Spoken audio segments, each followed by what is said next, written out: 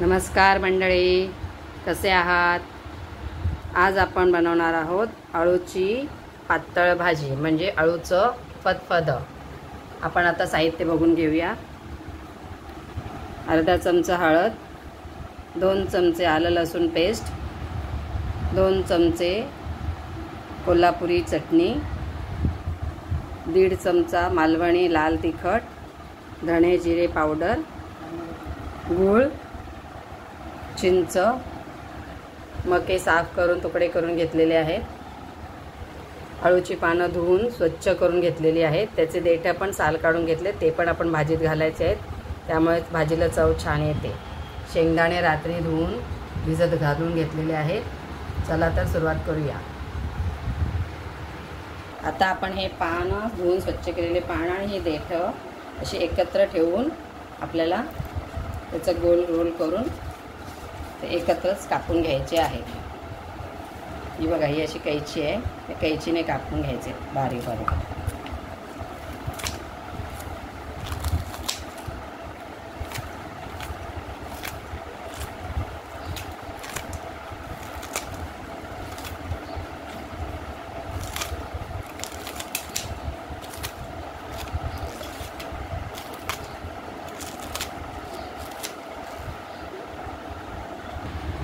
हे बघा, अशा प्रकारे बारीक कापून घ्यायचं आहे.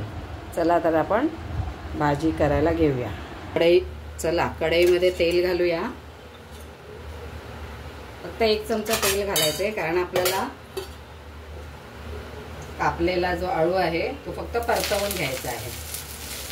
त्यामुळे काय, अळू चांगला हिरवागार दिसणार आहे.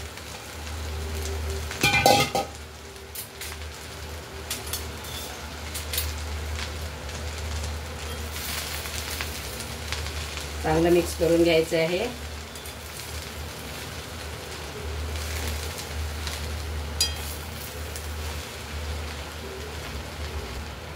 थोडंसं पाणी घालायचं आहे.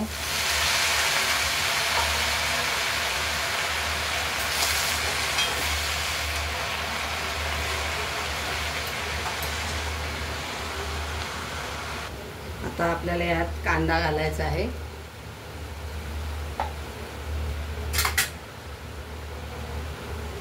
मक्याचे कणस आणि हे सर्व आपल्याला घालून त्याच्यात गरम मसाला घालायचा आहे. थोडीशी हळद घालायची आहे.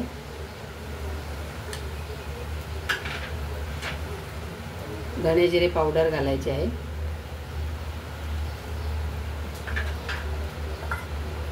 पाणी घालून कुकरला 3 शिट्ट्या घ्यायच्या आहेत.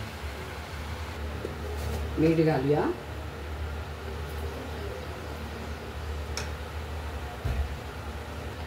एक ग्लास पाणी घालून 3 शिट्ट्या घेऊया.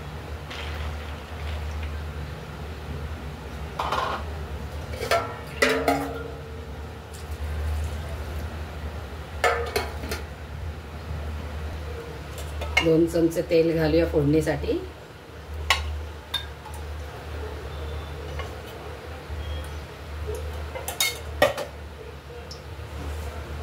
जिरं हिंगाची फोडणी करूया.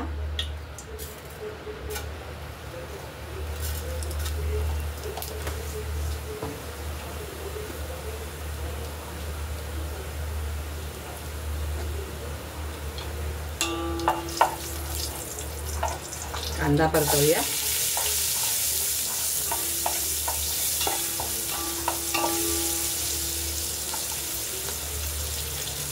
कांदा लाल झाला की आपण सर्व मसाले घालून घेऊया. पातेलं जरा मोठं घेतलं आहे, कारण आज मी माझ्या मैत्रिणीच्या फरमाईशवर तिला आज भाजी द्यायची आहे भरपूर. त्याच्यामुळे मी भरपूर अळू आणला आहे, मके भरपूर आणलेत. त्याच्यामुळे भाजी पण जास्त प्रमाणात होणार आहे. चला तर आता मसाले टाकूया. हळद, मिरची पावडर आणि मालवणी मसाला 2 चमचे.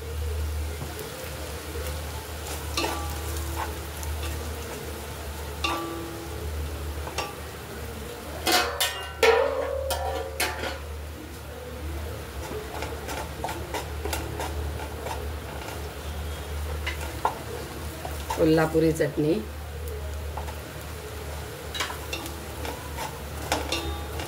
आलं लसूण मिरचीचा खरडा,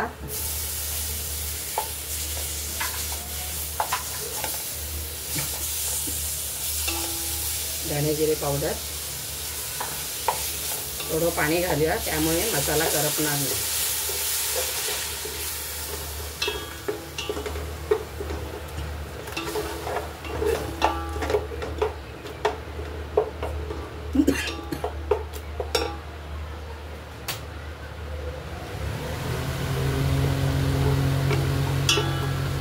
मसाल्याला बघा कसा रंग आलाय छान.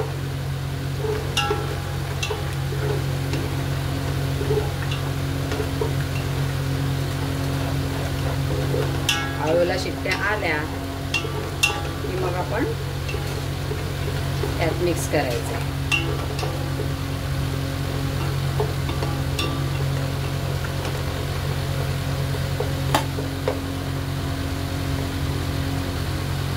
तर शिजलेला आळू आपण फोडणीत ओतूया.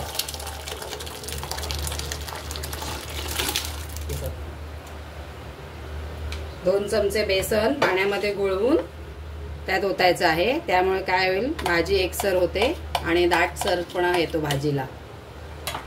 आता चांगलं आपण ढवळून घेऊया.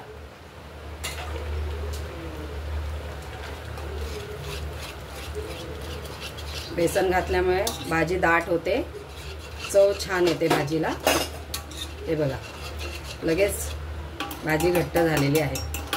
आता आपण मके घालूया, चिंच गूळ सर्व घालून घेऊ.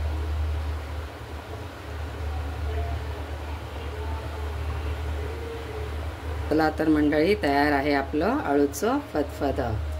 बघा किती छान झाले. तुम्ही हे अळूचं फतफतं भाकरी भात कशाबरोबरही खाऊ शकता. व्हिडिओ आवडल्यास नक्की कमेंट आणि शेअर करा. धन्यवाद.